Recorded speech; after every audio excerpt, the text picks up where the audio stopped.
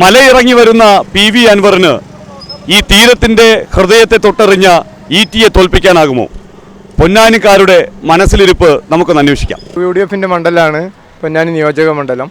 അത് തീർച്ചയായിട്ടും UDF തന്നെ ഈ പ്രാവശ്യവും ജയിക്കും തന്നെയാണ് ഞങ്ങളുടെ പ്രതീക്ഷ. എങ്ങനെയായാലും UDF തന്നെ വിജയിക്കുക. കാരണം ഇവിടെ സാധാരണ അവർ തന്നെ വിജയിച്ചു വരുന്ന മണ്ഡലമാണ്. അതുകൊണ്ട് UDF തന്നെ ആയിരിക്കും വിജയിക്കുക. UDF തന്നെ സാധ്യത. ഈറ്റി തന്നെ ജയിക്കൽ. ആര് ജയിക്കാൻ ഈറ്റി ജയിക്കും. ഇപ്പോൾ രാഹുൽ ഗാന്ധിയുടെ വരവോടുകൂടി UDF വരാനുള്ള സാധ്യത ഒന്നുകൂടി. ഇവിടെ പൊന്നാനി മണ്ഡലത്തിൽ ഇപ്രാവശ്യം ഒരു മാറ്റം സംഭവിക്കും. PV അൻവറിനായിരിക്കും വിജയം. പക്ഷേ അൻവർ വരണം എന്നാണ് ഞങ്ങളൊക്കെ അഭിപ്രായം. അൻവർ വരണം, എന്നാലേ ഒരു വികസനം എപ്പോഴും ഉണ്ടാവുള്ളൂ. നമുക്ക് വോട്ട് ചെയ്യണം, ആരെയും ഒരാൾ ജയിക്കണം, അത്രേ ഉള്ളൂ. എന്തായാലും അൻവർ ജയിക്കട്ടെ.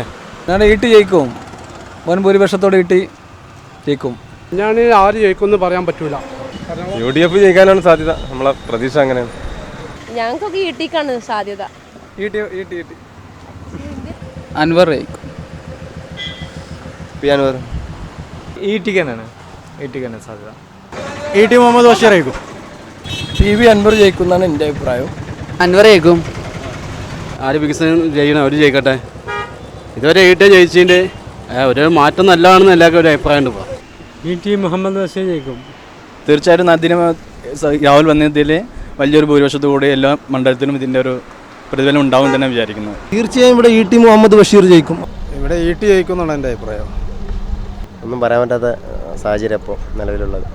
അൻവർ ജയിക്കും, 100% ഉറപ്പാണ്. അൻവറാണ് സാധ്യത, 100% ജയിക്കാൻ സാധ്യതയുണ്ട്. അൻവർ ജയിക്കും. ജയിക്കുന്ന CPM വരെ ജയിക്കുക. ET മുഹമ്മദ് ബഷീർ അല്ല, പിന്നെ ആര് ജയിക്കും? തീർച്ചയായിട്ടും ET മുഹമ്മദ് ബഷീർ ജയിക്കും. ഇവിടെ അൻവർ ജയിക്കും. അൻവർ പൊന്നാനിയുടെ രോമകുഞ്ചം. ഈട്ടി അല്ലാതെ വേറെ ആരും ജയിക്കില്ല.